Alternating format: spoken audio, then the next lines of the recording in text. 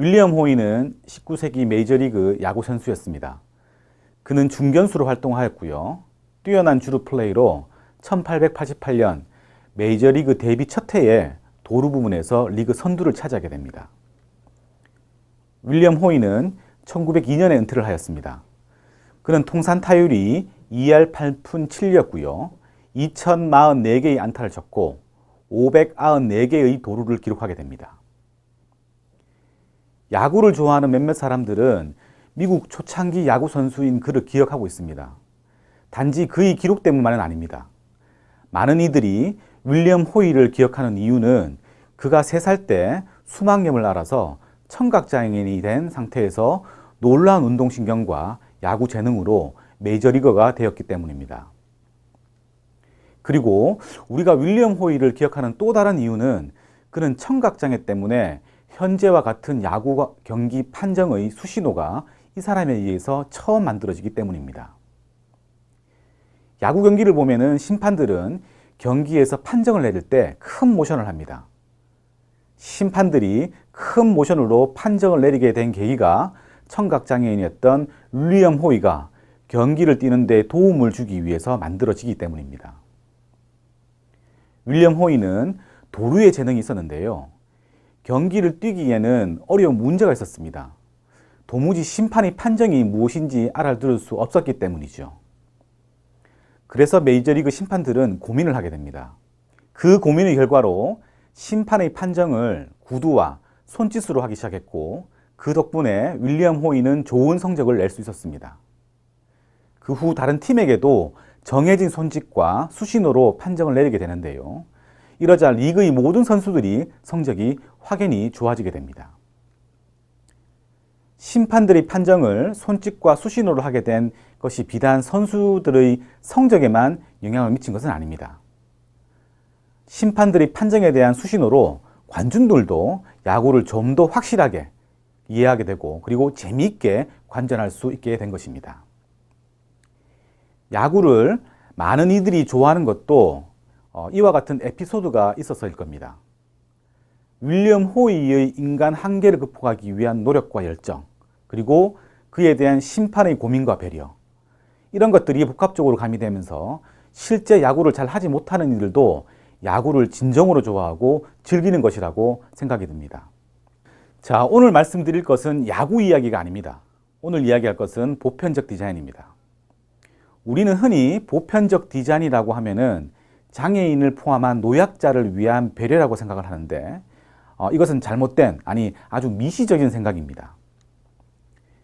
이 보편적인 디자인은 우리 모두를 위한 디자인입니다. 보편적 디자인은 건축학에서 모든 제품과 건축물을 개조하거나 특수한 디자인 없이 모든 사람들이 사용할 수 있도록 디자인한다는 것에서 비롯된 개념입니다. 그래서 사람들의 다원적인 요구와 변화하는 유동적인 요구를 포용할 수 있는 공통 설계 요인을 최대한 반영한 디자인입니다. 그래서 보편적 디자인은 누구를 위한 특정 집단의 이해와 이익을 위한 것이 아니라 우리 사회 구성원 전체를 위한 것이기도 합니다. 보편적 디자인이 가미되어서 장애인이나 노약자들이 편리하게 사용할 수 있으면 일반인들도 동일하게 그리고 편리하게 그리고 많은 이익과 장점을 얻을 수 있고 줄 수가 있습니다.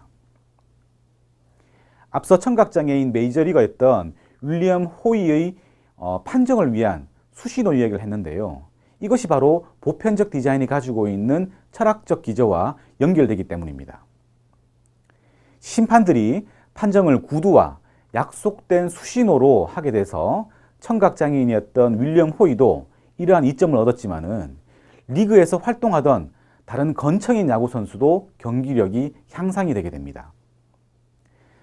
비단 야구 경기를 하는 선수에게뿐만 아니라 야구를 관전하던 관중들도 야구를 좀 더 정확하게 이해하면서 흥미진진하게 경기를 즐긴 결과를 낳게 됩니다. 야구 경기 심판 수신호가 바로 보편적 디자인의 구체적인 예라고 생각하면 될 것 같습니다. 좀 더 다른 예를 들어볼까요?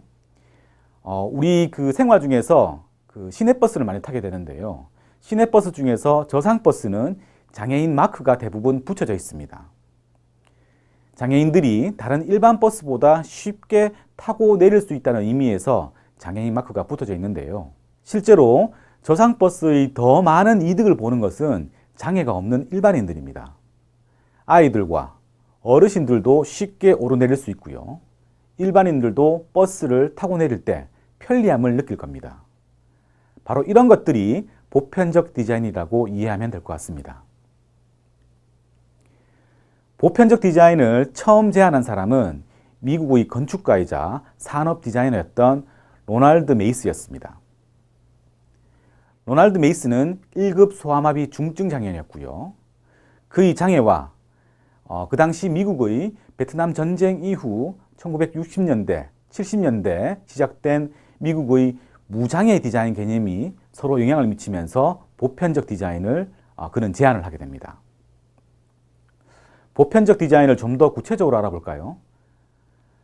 보편적 디자인을 실제적으로 이해하기 위해서는 1998년 미국 노스캐롤라이나 주립대학교의 유니버셜 디자인 센터가 제시한 보편적 디자인의 7가지 원칙을 이해하면 도움이 될 것 같습니다. 보편적 디자인의 7가지 원칙은 첫 번째, 공평한 사용, 두 번째, 사용상의 유연성, 세 번째, 단순하고 직관적인 사용, 네 번째, 쉽게 인지할 수 있는 정보, 다섯 번째, 오류에 대한 포용력, 여섯 번째, 신체적 노력의 최소화, 일곱 번째, 접근과 사용을 위한 적절한 크기와 공간입니다.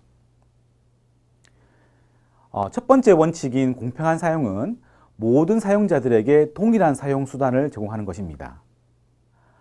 이 원리가 활용된 예는 우리가 많이 활용하는 자동문입니다. 두 번째 원칙인 사용상의 유연성은 혹은 또 사용상의 융통성이라고 얘기를 하는데요. 이것은 광범위한 개인적 성향과 능력을 수용해야 된다는 원리입니다. 오른손잡이와 왼손잡이를 동시에 고려한 제품들이 대표적인 예라고 할 수 있겠습니다. 세 번째는 단순하고 직관적인 사용 원리입니다. 이 원리는 사용자의 경험, 지식, 언어 등에 관계없이 이해하기 쉬운 디자인을 이용해야 한다는 원리인데요. 불필요하게 복잡한 것을 제거하고 사용자의 기대와 직관에 일치된 제품이나 물리적 환경이 여기에 포함이 됩니다. 예를 들면은 그림으로 설명하고 있는 매뉴얼이라든지 그리고 손쉽게 사용할 수 있는 전자제품의 사용 설명서 이런 것들이 여기에 포함된다고 할 수 있겠습니다. 다음은 쉽게 인지할 수 있는 정보인데요. 이 원리는 사용자의 지각 능력에 관계없이 사용자에게 필요한 정보를 효과적으로 전달하는 것입니다. 그래서 필수적인 정보를 충분히 나타낼 수 있도록 다양한 방식, 그림이라든지 음성이라든지 촉감 등을 이용하는 것을 말합니다. 예를 들면은 화장실을 안내하는 픽토그램이라든지 점자가 가미된 안내판, 그리고 엘리베이터 등이 좋은 예라고 할 수 있겠습니다. 다음 보편적 디자인의 원리는 오류에 대한 포용력입니다. 이 원리는 우발적이거나 의도하지 않은 행동으로 인해서 발생할 수 있는 위험하거나 부정적인 결과를 최소화해야 된다는 원리입니다. 컴퓨터는 전원을 끌 경우에 다시 한번 사용자의 그 의도인지 아닌지를 물어보죠. 이런 원리가, 이런 방식이 방금 말씀드린 보편적 디자인을 적용한 것이라고 볼 수 있고요. 그리고 터치 방식의 휴대폰 전화에 있는 의도하지 않은 버튼 조작으로 인해서 발생할 수 있는 곤란함을 막기 위해서 잠금 장치가 바로 대표적인 예라고 할 수 있겠습니다. 다음 원리는 신체적 노력의 최소화입니다. 이 원리는 기구나 기계를 사용할 때 효율적이고 편리하게 그리고 최소한의 신체적 움직임으로 사용할 수 있도록 하는 것입니다.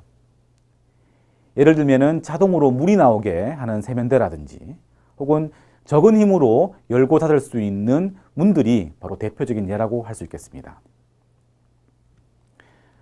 마지막 원리는 접근과 사용을 위한 적절한 크기와 공간입니다. 이 원리는 사용자의 신체적 크기, 자세 혹은 이동성에 상관없이 접근하고 도달하고 활용할 수 있도록 적절한 크기와 공간을 제공한다는 것입니다. 방금 말씀드린 여러 가지 원리와 이 예 이외에도 보편적 디자인은 우리 생활에 광범위하게 적용되고 있습니다. 그리고 우리 생활을 편리하게 해주고 있습니다. 보편적 디자인은 장애인만을 위한 특별한 디자인 혹은 일반인들이 장애인에게 제공하는 특별한 배려가 아닙니다. 우리 모든 생활에 편리함과 이로움을 주는 반드시 고려해야 될 실천적 철학이자 원리라고 이해하면 될 것 같습니다. 이번 시간에는 보편적 디자인에 대한 기본적인 개념과 그리고 보편적 디자인의 주요 원리에 대해서 여러분과 같이 한번 살펴보았습니다. 여러분 감사합니다.